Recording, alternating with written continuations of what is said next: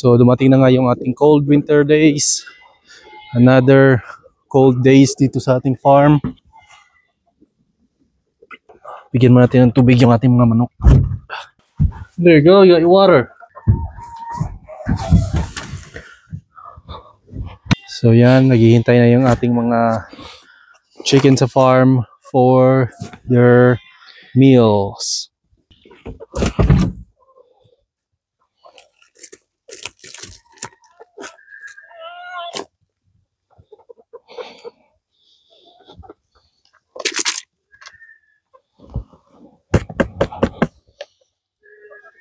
Okay, eat guys.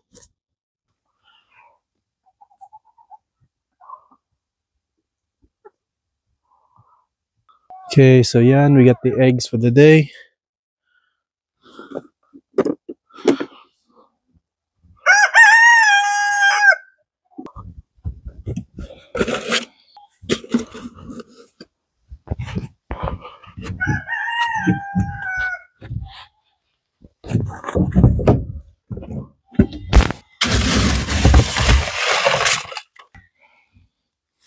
Puntahan naman natin yung mga kambing.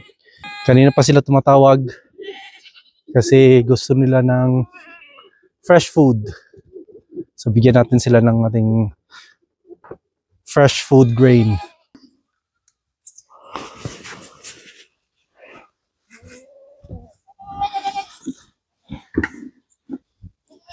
Okay, goat, goat, goat.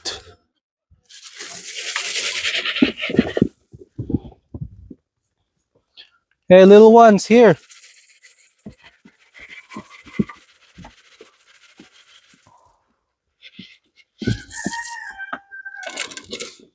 So yan, masarap na yung kain nila. Nabigyan ko na ng food. And every day, chine-check lang natin yung kanilang situation dito. And also yung bedding sila, importante. So isa ito sa chine-check ko and make sure na malinis pa yung bedding nila. So hindi mahirap palagaan yung ating mga goat. Minomonitor lang natin to make sure na okay yung condition nila, of course. Ayaw mo naman na nilalamig sila and nagugutom. Importantly, yung water. So hindi nag-freeze yung water natin dyan. So they should be good. We'll check again later this afternoon kung ano yung condition nila. But so far, they're looking good. The next day.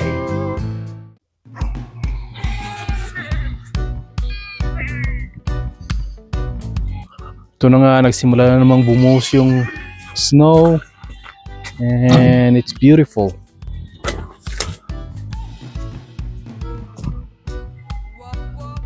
Okay, yan, may fresh new bedding ni yung ating chicken.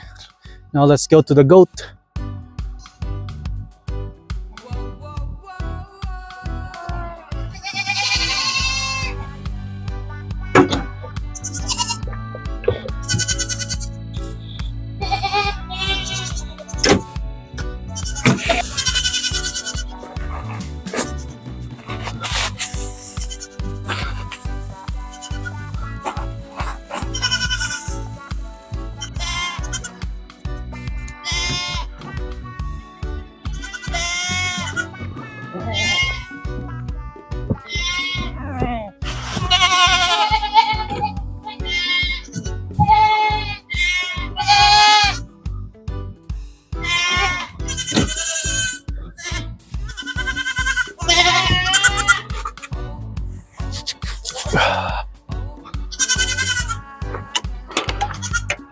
Okay, go, go, go, go, go! So yan, nakalabas na yung goat natin. Pero yung mga maliliit, dahil naka-skip sila sa fence, hinayaan ko na lang. Nandito sila sa backyard natin. So, yan natin kumain ng mga green grass, yung mga maliliit.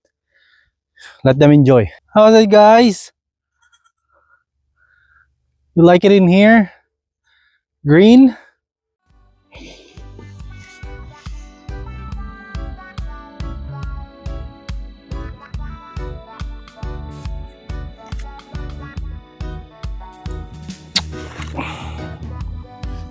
Hey!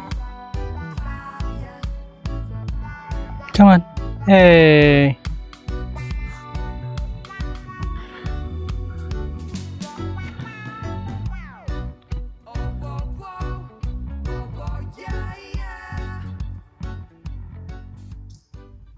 So yan yung laging ganap dito sa farm natin.